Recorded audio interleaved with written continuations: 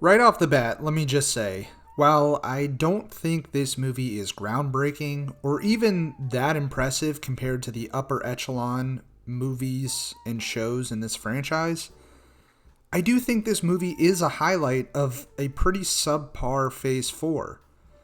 Like, subscribe, comment down below, and tell a friend if you haven't.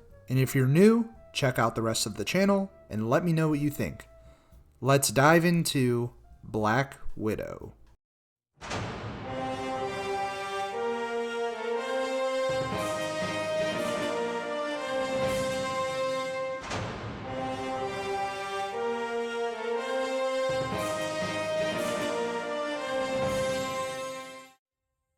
To kick this off, I want to start by addressing a recurring criticism of this film that I often hear, which is, it was too little, too late. A lot of critics, especially those online, oftentimes criticize the release timing of this film, due to the fact that Black Widow in-universe is dead at this point, and Johansson is on her way out. A vast swath of critics take a lot of credit away from this movie for the mere fact that it came out after this character's demise, and the belief that this film would have been better suited released in the actual timeline rather than years after. To which I say, that's nonsense.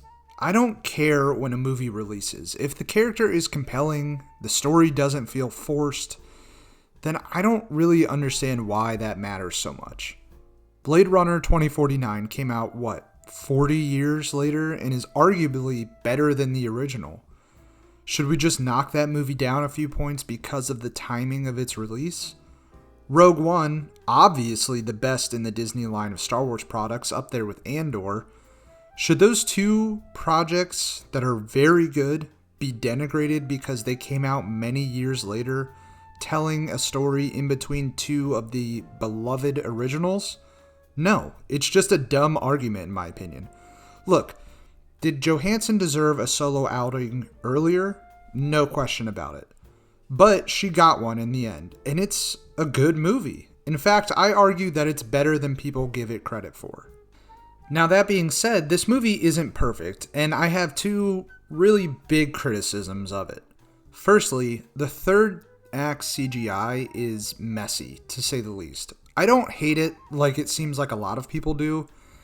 I think up to that point we had a good espionage-style spy thriller with grounded action, and it is a little jarring that we devolve into this sort of stereotypical MCU CGI clusterfuck at the end. This should have and could have been retooled into a finale that matched the style of the film that was introduced.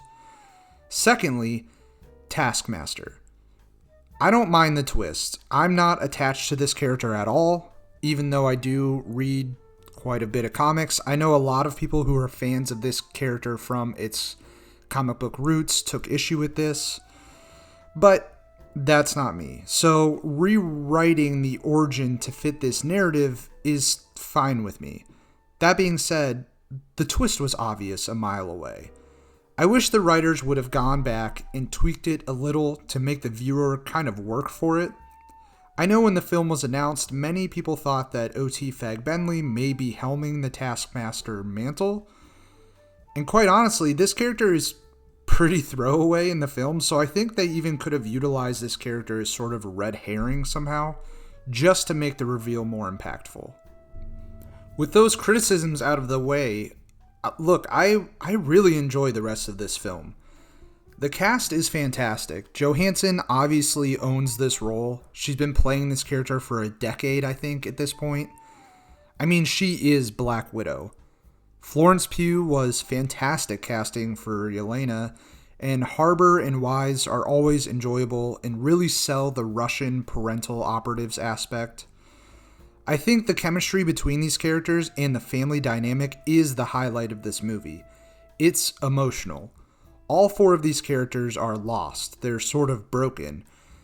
And when they finally come together, they all realize that the piece of their lives that was all a facade was the piece that was most real to them.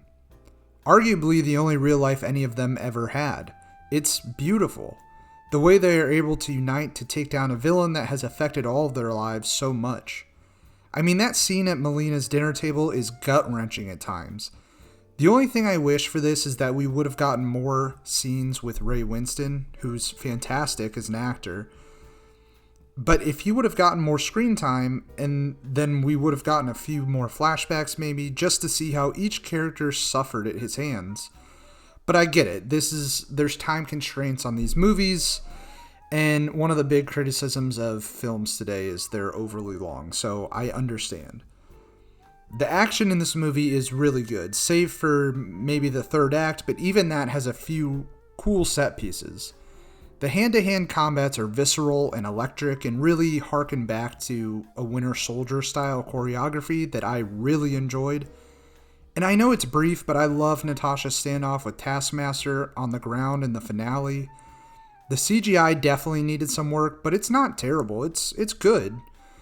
The car chase through Budapest is a lot of fun, sort of reminiscent of a Mission Impossible movie. So all around, I think the action is very good in this film, which I think doesn't get enough credit.